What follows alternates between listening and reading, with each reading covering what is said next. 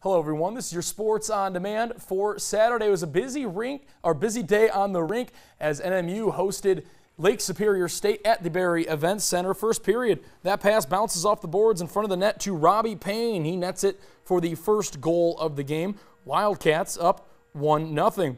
Now we'll jump ahead. Lake State, they get a shot on goal here, but Ate Tolvanen makes one of his 20 saves in this game for the Wildcats. Now we'll jump ahead to the third period. Robbie Payne scores an empty netter. He has 4 goals in 2 games for the Wildcats, and the Wildcats win 4-1. Here's what they had to say after the game. I'm happy that they can see some reward for the hard work they've put in and the way they're playing the game. And it was a good moment after the locker room for them on a big night for our program. Yeah, it was definitely a big win for Grant and for everyone. I mean, we needed that. It had been tough starting the season 0-2, you know. It's definitely momentum to go into next week and continue on with our season. Before the game, the Wildcats had a dedication of the Rick Comley rink to the first hockey coach in the program and also former athletic director. We'll have more on that story on Monday. And Michigan Tech had a big game against Minnesota Duluth in the championship of the Icebreakers tournament. Tech fell behind early but came back to win a close one 4-3. Michigan Tech wins the Icebreakers tournament in Duluth, and it was a huge weekend for the Huskies. Other hockey scores: Notre Dame defeated Alabama Huntsville 4-0, and Ferris State beat Western Michigan 3-2. And the NMU football team was home today for just the second time this season. Tough test, though, as Ashland was in town.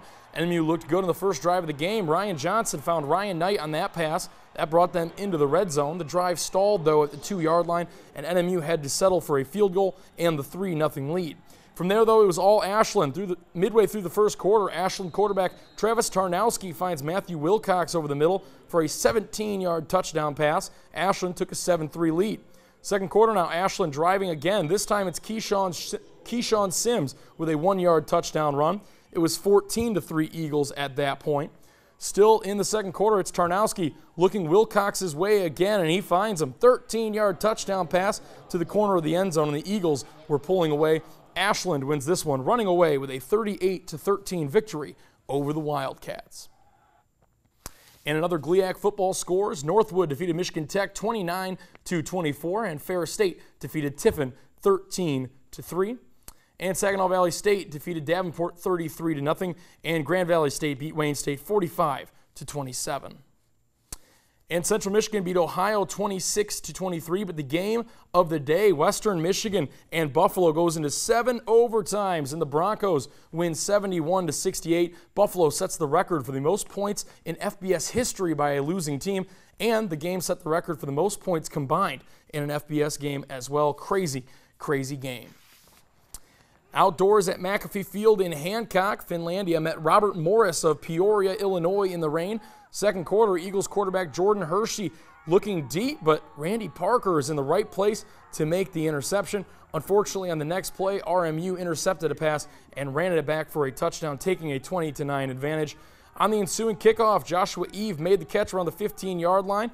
He finds a path up the middle, cuts to the near sideline, and goes all the way down to the Eagles' 15-yard line before getting pushed out of bounds.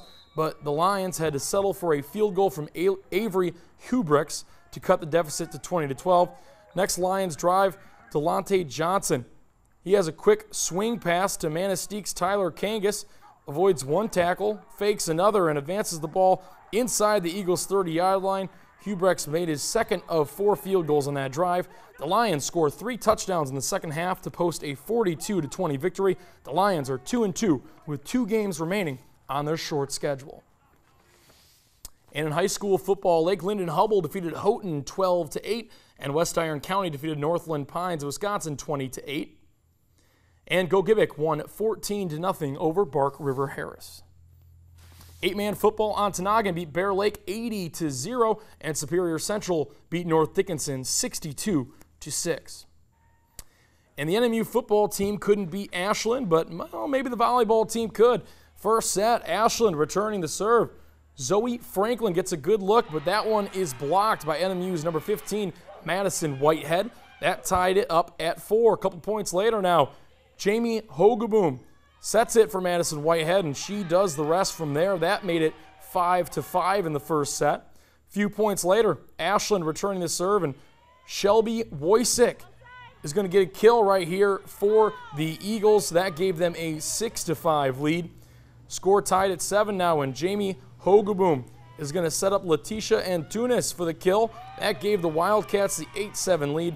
Ashland went on to win the first set, but NMU comes back to win a highly contested match, 3-2. Other GLIAC volleyball scores: Michigan Tech defeated Tiffin 3-1, and Lake Superior State downed Purdue Northwest 3-0.